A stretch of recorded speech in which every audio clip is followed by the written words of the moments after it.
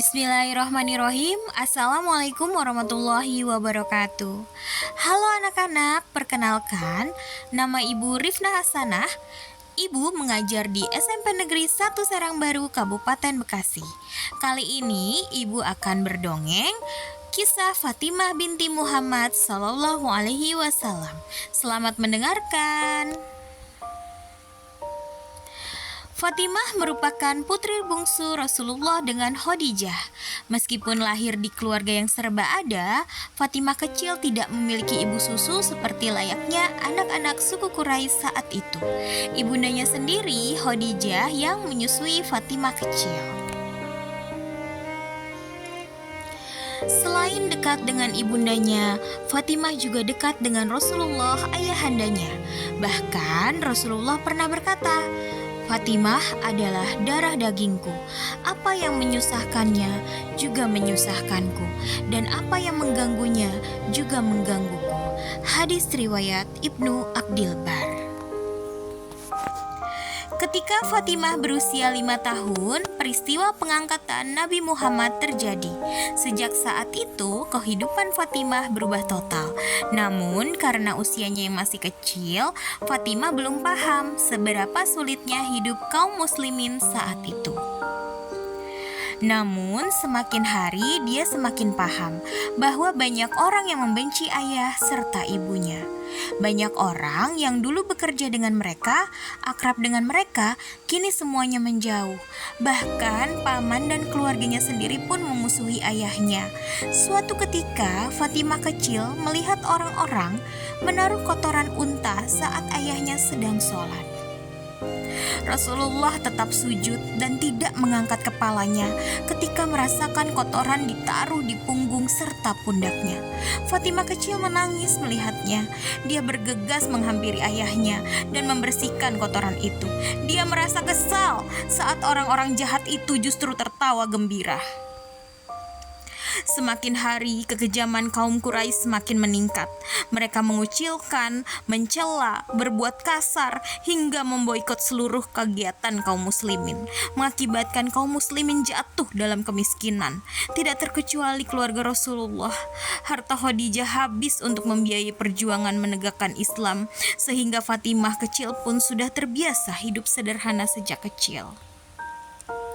Ketika telah beranjak dewasa, Rasulullah menikahkan Fatimah dengan Ali, seorang pemuda yang memiliki sifat mulia.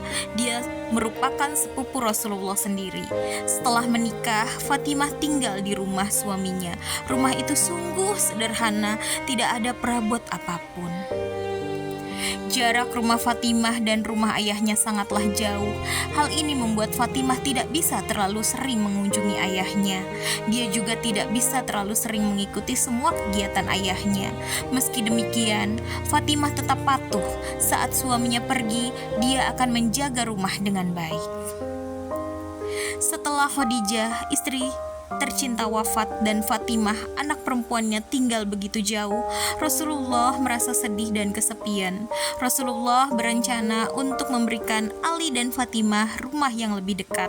Salah satu sahabat, Haritsah bin Nu'man, mendengar kabar ini dan dia pun merelakan rumahnya untuk ditinggali oleh Fatimah. Subhanallah. Fatimah terbiasa mengerjakan semua pekerjaan rumah sendirian, mulai dari membersihkan rumah, memasak, mencuci baju, hingga mengambil air. Hidupnya begitu sederhana, pakaiannya selalu penuh debu dan arang. Kehidupan Fatimah semakin lengkap ketika dia memiliki 4 orang putra dan putri. Mereka adalah Hasan, Husain, Zainab, dan Ummi Kulsum. Rasulullah sangat sayang kepada para cucunya, terutama Hasan dan Husain. Bahkan Rasulullah berkata, "Keduanya adalah permata hatiku di dunia." Hadis riwayat Bukhari. Mengurus rumah sekaligus mengurus anak-anak sendirian bukanlah hal yang mudah. Apalagi kala itu kehidupan kaum muslimin begitu berat. Suatu hari Fatimah mengadu kepada suaminya.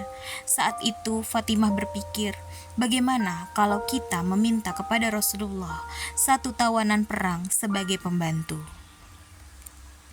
Namun Rasulullah menolak permintaan putrinya itu. Saat itu ada kebutuhan yang lebih mendesak, yaitu menjual para tawanan perang itu, dan hasil penjualan itu akan digunakan untuk membeli persediaan makanan bagi kaum muslimin. Fatimah dan Ali bisa menerima alasan itu, namun tetap saja hati mereka merasa pedih. Malam harinya Rasulullah menemui putri dan menantunya itu. Rasul berkata, "Maukah aku ajarkan kepada kalian yang lebih baik daripada yang kalian minta tadi? Jika hendak tidur, bacalah takbir 33 kali, tasbih 33 kali, dan tahmid 33 kali. Ini lebih baik dari seorang pembantu." Hadis riwayat Bukhari. Peperangan terus saja terjadi antar kaum muslimin dan orang-orang yang membenci Islam. Fatimah dan wanita-wanita lain pun ikut berjuang. Mereka bertugas untuk mengobati prajurit yang terluka serta menyiapkan makanan dan minuman.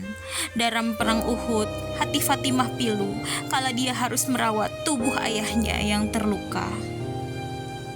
Luka di tubuh Rasulullah sangat dalam hingga darah tidak bisa berhenti mengalir. Dengan sabar, Fatimah merawat ayahanda hingga sembuh meskipun harus berhadapan dengan maut setiap hari.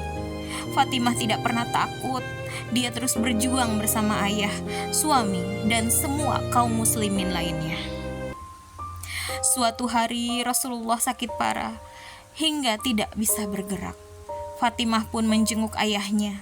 Saat itu Rasulullah membisikkan sesuatu kepada Fatimah, namun Fatimah tidak mau memberitahukan kepada siapapun tentang apa yang dibisikkan oleh ayahnya. Tak lama setelah itu Rasul pun wafat. Barulah setelah ayahanda pergi, Fatimah kemudian bercerita tentang apa yang dibisikkan oleh ayahnya. Ternyata Rasul berkata bahwa sakitnya itu akan segera berakhir dengan kematian, dan Fatimah merupakan keluarganya yang menyusulnya paling cepat. Rasul juga berkata bahwa Fatimah adalah pemimpin para wanita di surga selain Maryam binti Imran, dan ternyata benar. 6 bulan setelah Rasulullah wafat, Fatimah sakit parah dan kemudian menyusul sang ayah. Terima kasih. Wassalamualaikum warahmatullahi wabarakatuh.